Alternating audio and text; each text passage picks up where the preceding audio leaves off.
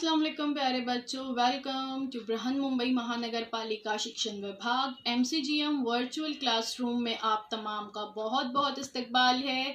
और जैसे कि आपको पता है कि स्कूल्स हमारे फिलवक्त बंद है, लेकिन तालीम का सिलसिला रुका नहीं है, थमा नहीं है। और जो है हम आपके सामने रोज़ ब रोज़ जो है नए नए लेक्चर्स के साथ जो है हाजिर होते हैं। तो वैसे ही आज का हमारा एक नया इंटरेस्टिंग सेशन लेकर हम आए हैं आपके साथ, और मैं हूं आपकी मौलमा शेख जरीन सबा। तो चलिए शुरुआत करते हैं हमारे आज के सेशन की।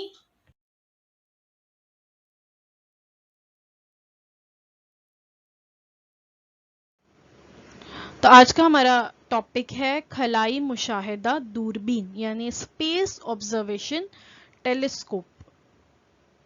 जमात नाहुम के लिए स्टैंडर्ड 9 के लिए मजमून है हमारा साइंस। और मैं हूं आपकी मौलमा Zarin Saba from MCGM virtual classroom Mumbai.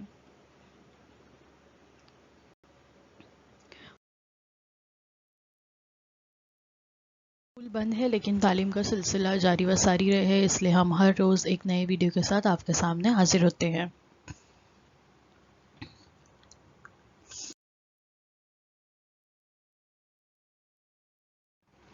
तो सबक के शुरुआत में बतौर तमहीद, बतौर इयादा आपको एक सवाल पूछा गया है कि आसमान और खला में क्या फ़र्क है। आपको आसमान ऊपर नज़र आता है ना, जब हम अपनी नज़रें ऊपर उठाते हैं और हम ऊपर देखते हैं तो हमें क्या नज़र आता है? आसमान। और खला किसे कहते हैं, फिर स्पेस किसे कहते हैं? सोचिए ज़रा। The main difference is sky and space matter. The sky is the region in which sunlight is scattered in the earth atmosphere, making it visible from the surface of the planet. Sky वो है जब हम अपनी ज़मीन से, अपने planet से जब हम ऊपर आसमान ऊपर की तरफ देखते हैं तो वो पूरी जगह जहाँ पर सूरज की रोशनी फैल जाती है और हमें फिर इस तरह से आसमान नज़र आता है। जबकि स्पेस जो है वो उससे बहुत आगे है। स्पेस जो है या खला में हमारी ज़मीन, हमारा सूरज और हमारी ज़मीन की तरह के और मज़ीद बहुत सारे सैयारे, सितारे जो है मौजूद है। तो स्पेस जो है एक बहुत बड़ा जो है, हम कह सकते हैं कि बहुत बड़ी चीज़ है। Space is everything beyond that, मतलब स्काई आसमान से भी बहुत आगे जो है स्पेस है। और खला जो है एक ऐसी जगह है जहाँ पर बहुत सारी हमारी कहकशा जो है, हमारी कहकशा की तरह और बहुत सारी कहकशाएँ जो है इस पूरी खला में फैली हुई हैं। तो आसमान और खला में बहुत फ़र्क है। आसमान वो जो कुछ जो हमें अपने ज़मीन से जो है हम देख सकते हैं, जो ऊपर और सूरज की रोशनी फैलने की वजह से जो हमें नज़र आता है वो आसमान है, और जो खला है वो उससे भी बहुत ज़्यादा आगे फैला हुआ है।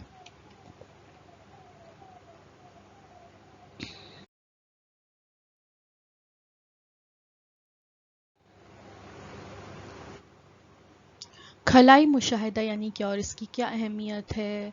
आप लोगों ने अक्सर देखा होगा कि बहुत सारे लोग जो है ऐसे दूरबीन से खासकर रात के वक्त खला का मुशाहिदा करते हैं, स्पेस ऑब्जर्वेशन करते हैं। रात के वक्त क्यों करते हैं? क्योंकि दिन में सूरज की रोशनी की वजह से खला में मौजूद जो दीगर सितारे हैं, सैयारे हैं या दीगर जो भी अजसाम है वो वाज़ह तौर पर नज़र नहीं आते। रात में अंधेरा होने के बाद हम इनको वाज़ह तौर पर देख सकते हैं। तो आपने देखा होगा ना कैसे बहुत सारे लोग जो है टेलीस्कोप से, दूरबीन से खला का मुशाहिदा करते हैं, स्पेस ऑब्जर्वेशन करते हैं, सितारों की गर्दिश, सैयारों के मकाम वगैरह का मुशाहिदा किया जाता है। और इसकी अहमियत क्या है? इसकी बहुत ज़्यादा अहमियत है। हम हमारी टेक्नोलॉजी की वजह से आजकल हमारी ज़िंदगी इतनी आसान हो गई है ना। घर बैठे आप जो है मोबाइल पर मेरा लेसन देख पा रहे हो, और आप जो है घर बैठे टीवी पर सारी खबरें देख लेते हैं। तो आपको पता है ये स्पेस में मौजूद, खला में मौजूद सैटेलाइट की वजह से मुमकिन हुआ है। जो मसनूई सैयारे होते हैं उनकी वजह से ये मुमकिन है कि आप जो है घर के किसी भी हिस्से में या दुनिया के किसी भी कोने में बैठकर दुनिया के दूसरे कोने में मौजूद शख्स से न सिर्फ बात कर सकते हैं बल्कि आप वीडियो कॉल के ज़रिए उसे देख सकते हैं। आप यूट्यूब पे अच्छे अच्छे वीडियोस वगैरह देख सकते हैं। आप घर बैठे न्यूज़ चैनल्स देख सकते हैं। तो ये किसकी वजह से मुमकिन हुआ है? जो स्पेस ऑब्जर्वेशन करने वाले लोग थे, इन्होंने ही जब सैटेलाइट जो है दागे आर्टिफिशियल सैटेलाइट जो है दागे गए हैं, जिसकी वजह से ये तमाम चीज़ें मुमकिन हुई। इसके बारे में हम आगे मालूमात हासिल करेंगे।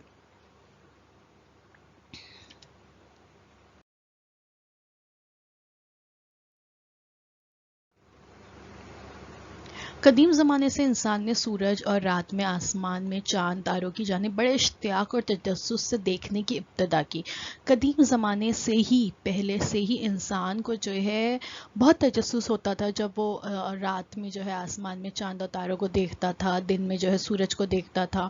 और कुछ सितारे और सैयारे जो है वो मखसूस मुद्दत के लिए नज़र आते, फिर बाद में नज़र नहीं आते थे, तो उससे बहुत तजस्सुस होता था कि ऐसा क्यों होता है।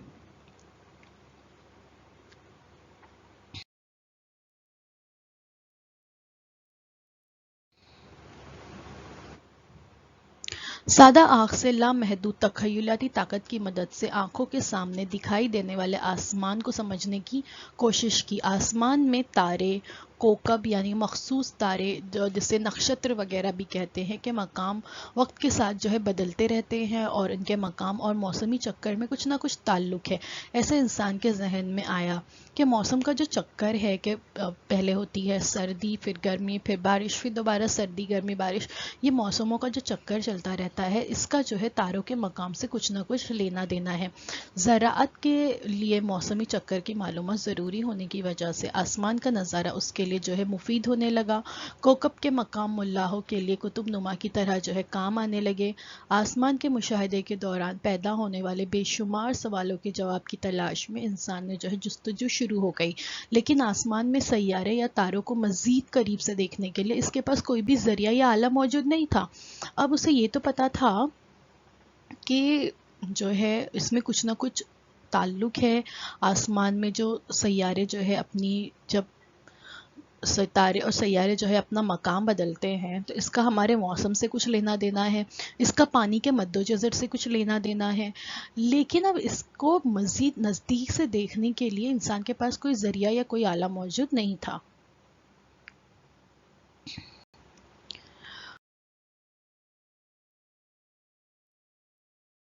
तो उसने क्या किया, इसके लिए कुछ ऐसे आले बनाने की कोशिश की जिसकी वजह से वो इन चीज़ों को, दूर के मकामात को भी करीब से देख सके। ऐनक, ऐनक यानी जो हमारा चश्मा है, उसके मौजूद है हैंस लिपर्शे। हैंस लिपर्शे ने सन 1608 में दो अदसों को एक दूसरे के करीब रख कर देखे तो दूर की चीज़ जो है करीब दिखाई देती है। उन्होंने ये दरियाफ्त किया और इस तरह पहली दूरबीन तैयार की गई। तस्वीर में जो नज़र आ रही है आपको नीचे, ये पहली दूरबीन है। और ये लेफ्ट हैंड साइड पे आप हैंस लेपर्शे को भी देख सकते हैं। ये इन्होंने ऐनक भी तैयार की यानी चश्मा, उसकी उसके मौजूद भी यही है, और दूरबीन भी जो है सबसे पहले इन्होंने ही तैयार की।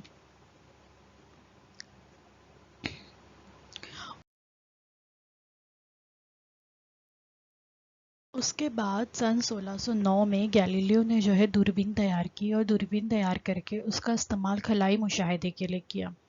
दूरबीन देखिए नाम से जाहिर है, यानी ऐसी शय जिससे दूर का देखा जा सकता है। दूर यानी एक फासले पर कोई चीज़ हो।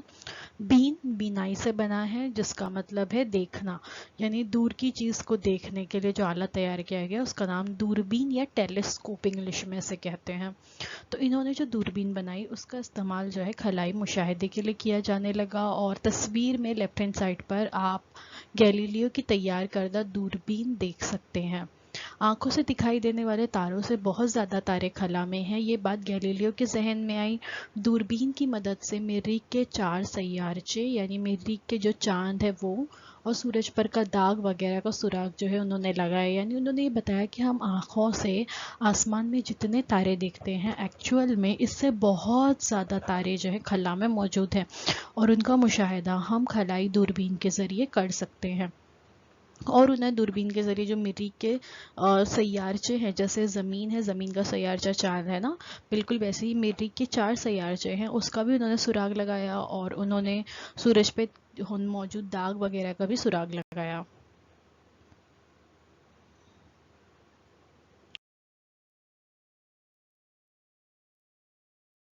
गैलीलियो की दूरबीन के 400 साल बाद दूरबीन की टेक्नोलॉजी और मजमूई तौर पर खलाई साइंस और टेक्नोलॉजी में इंसान ने बहुत बड़ी कामयाबी हासिल की, जिसकी वजह से आज दुनिया की इंतहाई हैरत अंगेज तस्वीर हमारे सामने मौजूद है।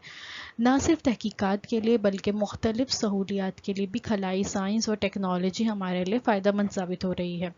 खलाई मुशाहिदे के लिए दूरबीन का इस्तेमाल किया जाता है, लेकिन क्या एक ही दूरबीन की मदद से तमाम खला का मुशाहिदा किया जा सकता है? नहीं, ऐसा मुमकिन नहीं है ना। खलाई मुशाहिदे के लिए मुख्तलिफ दूरबीनों का इस्तेमाल किया जाता है। तो मुख्तलिफ दूरबीनों का इस्तेमाल क्यों किया जाता है? क्या खला में भी दूरबीन लगाई जा सकती है?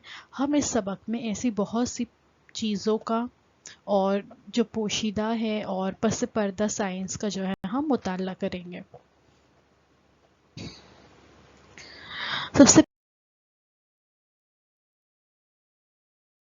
पहले देखते हैं नूर की मुख्तलिफ अशकाल। नूर यानी बरकी मकनातीसी लहरें, जिसकी तूले मौज यानी वेव लेंथ की एक खास खसूसियत होती है। जिस नूर की तूले मौज जो है 400 nm से 800 nm के दरमियान है, वही नूर जो है इंसानी आँख देख सकती है। यानी 400 नैनोमीटर से 800 नैनोमीटर के दरमियान जो नूर की तूले मौज होती है, नूर की तूले मौज यानी उसकी वेवलेंथ होती है, वही नूर जो है हम अपनी आंखों से देख सकते हैं और उसको मरई नूर की शुआएं कहते हैं, जो विजिबल लाइट होती है। देख रहे हैं आप, नीचे बताया गया है। और इससे कम तूले मौज की जो है अल्ट्रा वायलेट रेज होती है, एक्सरे रेज होती है, गामा रेज होती है। इससे ज़्यादा जो है तूले मौज की इंफ्रारेड रेज होती है, माइक्रोवेव रेज होती है, रेडियो वेव्स होती है। तो ये जो रेज होती हैं, तो कम तूले मौज की रेज भी हम नहीं देख सकते, ज़्यादा तूले मौज की रेज भी हम नहीं देख सकते। ये जो हम जो है सिर्फ 400 से 800 नैनोमीटर के दरमियान का ही जो है देख सकते हैं।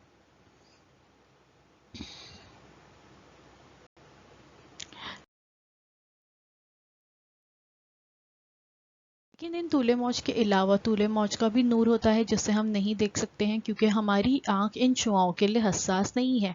वो जो है दर्ज झेल है। कौन कौन सी हैं?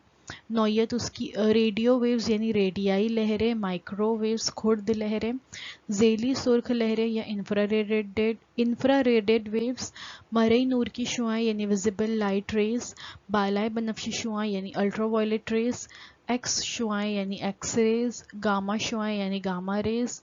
और इनका तूले मौज बताया गया है कौन सा है? रेडियो वेव्स जो है तकरीबन 20 सेंटीमीटर से ज़्यादा होती है। और उसके बाद माइक्रोवेव जो होती हैं वो 0.3 मिलीमीटर से 20 सेंटीमीटर। और फिर उसके बाद इंफ्रारेड वेव्स 800 नैनोमीटर से 0.3 मिलीमीटर।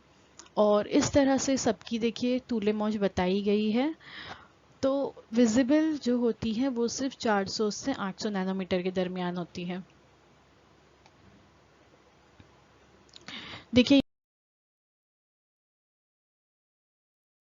यहाँ पे बताया गया है कि वेव लेंथ जो है बताई गई है। टाइप्स ऑफ इलेक्ट्रोमैग्नेटिक रेडिएशन जो है अलग अलग तरह के, तो उसमें से सिर्फ विजिबल लाइट देखिए दरमियान में बताई गई है, makes things able to see. उससे कम जो है इंफ्रारेड रेज होती हैं, ये transmit heat from suns fire radiators, ये हीट जो है ट्रांसफ़र करती है। फिर माइक्रोवेव्स होती है, ये जो है यूज इन कुकिंग, जो हमारे घर में माइक्रोवेव होते हैं, ओवन होते हैं, उसमें इसका इस्तेमाल होता है। इसके अलावा रेडार में, टेलीफोन और दूसरे सिग्नल्स में जो है इसका इस्तेमाल होता है, ये भी हमें नज़र नहीं आती। उसके बाद होती है रेडियो वेव्स, और use to broadcast radio and television में इसका इस्तेमाल होता है, ये भी हम नहीं देख सकते। उसके बाद आती है ultraviolet rays absorb by the skin use in the fluorescent tubes, ये भी हमें नज़र नहीं आती। उसके बाद एक्सरे जो होती है use to view inside of the bodies and object, ये आपको पता है ना कि एक्सरे का इस्तेमाल करके हमारे जिस्म के अंदर हड्डियों की साख, हड्डियों की बनावट, और अगर हड्डी में कहीं क्रैक वगैरह तो नहीं आ गया है, वो देखने के लिए इसका इस्तेमाल होता है। तो ये रेज भी हम नहीं देख सकते। उसके बाद आती है gamma rays use in medicine for killing cancer cells, तो इन्हें भी हम नहीं देख सकते। इसका इस्तेमाल मेडिसिन में होता है कैंसर की खुलियात को ख़त्म करने के लिए।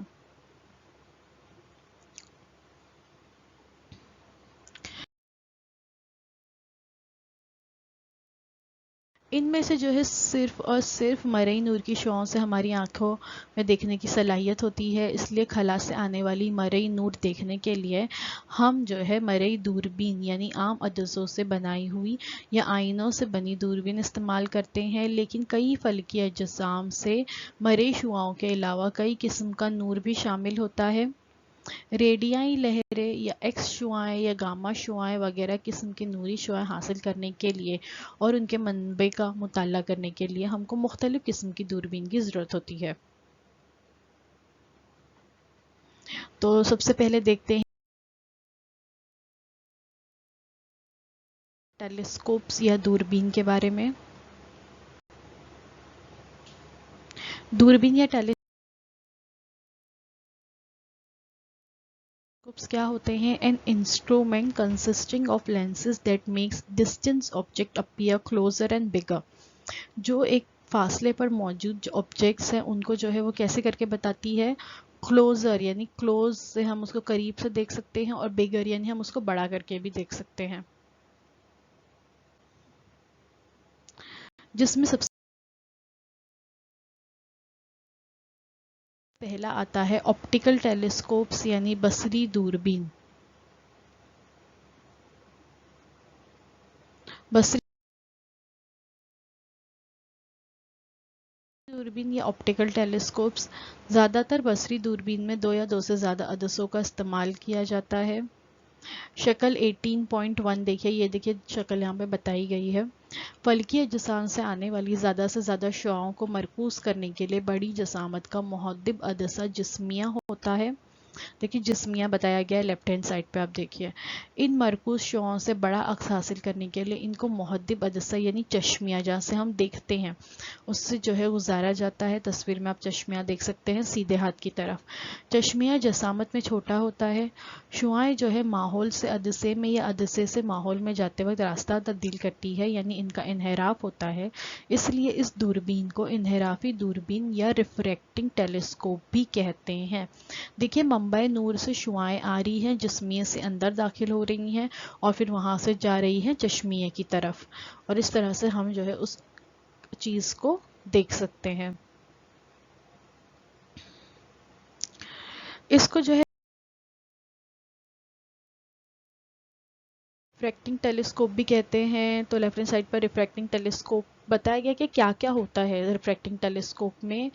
और आई पीस होता है देखिए आगे, फिर फाइंडर स्कोप होता है, फिर फोकसर होता है जिसको फोकस कम ज़्यादा करके आप चीज़ों को जो है बेहतर साफ तरीके से देख सकते हैं। फिर उसके बाद ऑप्टिकल ट्यूब होता है, नीचे माउंट होता है।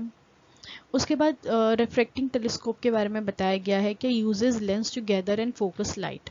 ये लेंस का इस्तेमाल करते हैं लाइट को फोकस करने के लिए। Refracting telescope has an objective lens that bends light that passes through and focuses the light to be the magnified by an eyepiece। यानी हम eyepiece में से जब उसको देखते हैं तो वो जो है लाइट को फोकस करके फिर हमें उस चीज़ का बड़ा अक्स दिखाती है। देखिए लेफ्ट हैंड साइड पे तस्वीर में बताया गया है टेलीस्कोप ट्यूब होता है, आगे ऑब्जेक्टिव लेंस होती है जहाँ से लाइट अंदर आती है, और फिर आईपीस लेंस लगा हुआ होता है जहाँ से हम उससे देख सकते हैं। ये पिक्चर देखिए बताया गया है रिफ्रैक्टिंग टेलीस्कोप या बसरी दूरबीन का। लाइट जो है यहाँ से आ रही है, large lens gathers and bands light. बड़ी लेंस लगी होती है जो लाइट को गैदर करती है, जमा करती है और उस लाइट को जो है बेंड करती है। लाइट जो है फोकसेस हियर, बीच का एक पॉइंट है वहाँ पर लाइट फोकस होती है और फिर वहाँ से जो है फिर फैलती है। Small lens magnifies and focus light for your eyes. जो छोटी लेंस लगी होती है वो स्मॉल लेंस जो है मैग्नीफाइज करती है और लाइट को दोबारा से मरकूज करती है, फोकस करती है ऑन योर आइज, तुम अपनी आंखों पर, ताकि हम अपनी आंखों से उसको देख सके। ये रिफ्रैक्टिंग दूरबीन्स या इनहराफी दूरबीन, बसरी दूरबीन यहाँ पर बताई गई है। कैसे देखिए, नीचे ट्राइपॉड पर या स्टैंड पर ये रखी होती है, उस पर ऊपर माउंट होता है, ऑप्टिकल ट्यूब होता है, एसेसरीज होती है। ये राइट हैंड साइड पर एक मॉडर्न जो है रिफ्रैक्टिंग टेलीस्कोप बताया गया है, जबकि लेफ्ट हैंड साइड पर रिफ्रैक्टिंग टेलीस्कोप जो है वो थोड़ा पुराने ज़माने का है और इस तरह का है जो जहाज़ वगैरह में इस्तेमाल होता था। इस ऐसी तमाम जगहों पर इसका इस्तेमाल होता था।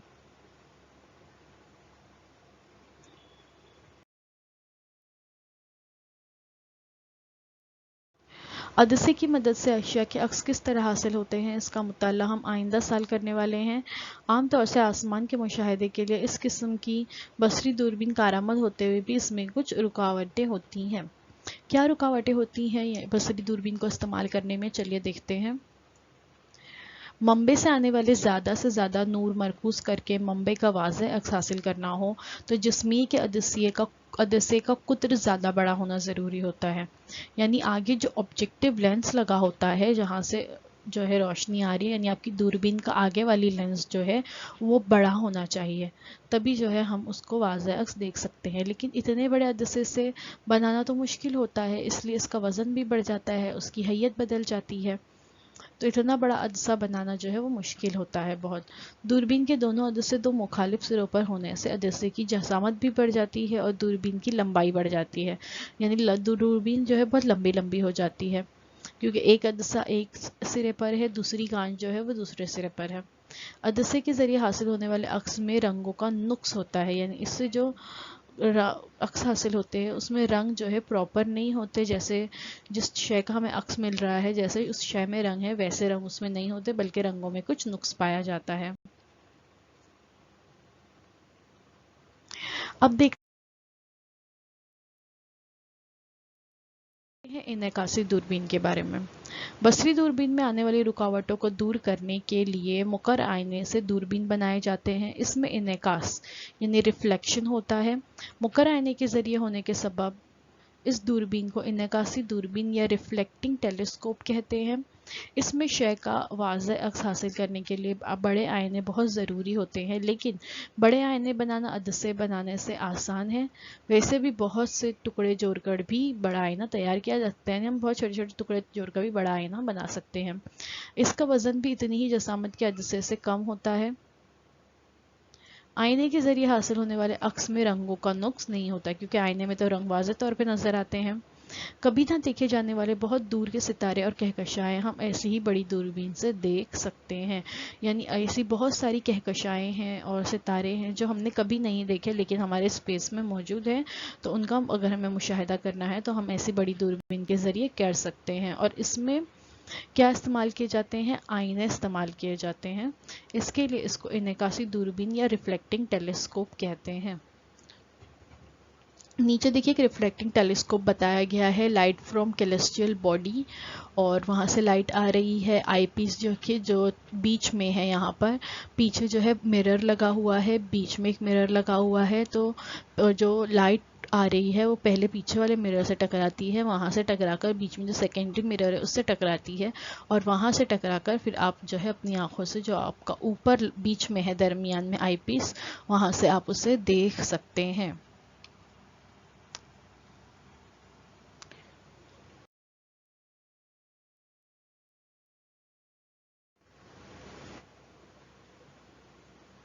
अब ये जो दूरबीन है, रिफ्लेक्टिंग टेलीस्कोप है, ये दो तरीकों पर मुनहसर है। एक न्यूटन का तरीका है और एक कैसग्रिन का तरीका है। तो ये दोनों तरीके कौन से हैं और किस तरह से इन पर मुबनी दो अलग अलग तरह की दूरबीन बताई गई है, ये इंशाल्लाह हम लोग नेक्स्ट वीडियो में देखेंगे। आज के लिए बस इतना ही।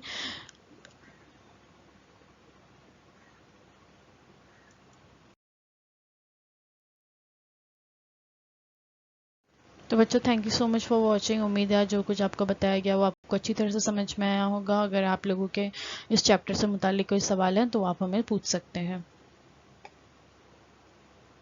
अगर आपको हमारा वीडियो अच्छा लगा है तो प्लीज़ इसे लाइक कीजिए, अपने दोस्तों के साथ शेयर कीजिए। कमेंट सेक्शन में हमें बताइए आपको वीडियो कैसा लगा, या आप कमेंट सेक्शन में सवालात भी पूछ सकते हैं। और हमारे चैनल को फॉलो करते रहिए। फॉलो कैसे करना है पता है ना आपको? इसके लिए आपको हमारे चैनल को सब्सक्राइब करना है, और सब्सक्राइब करने के बाद बेल के आइकन को प्रेस करना है, ताकि आगे आने वाली तमाम वीडियोज़ की नोटिफिकेशन आपको मिलती रहें। अब आपसे मुलाकात होगी इस चैप्टर के पार्ट 2 के साथ। सबक ख़त्म नहीं हुआ है, इसका कुछ हिस्सा बाकी है, वो इंशाल्लाह हम लोग नेक्स्ट वीडियो में देखेंगे। तब तक के लिए अल्लाह हाफ़िज़।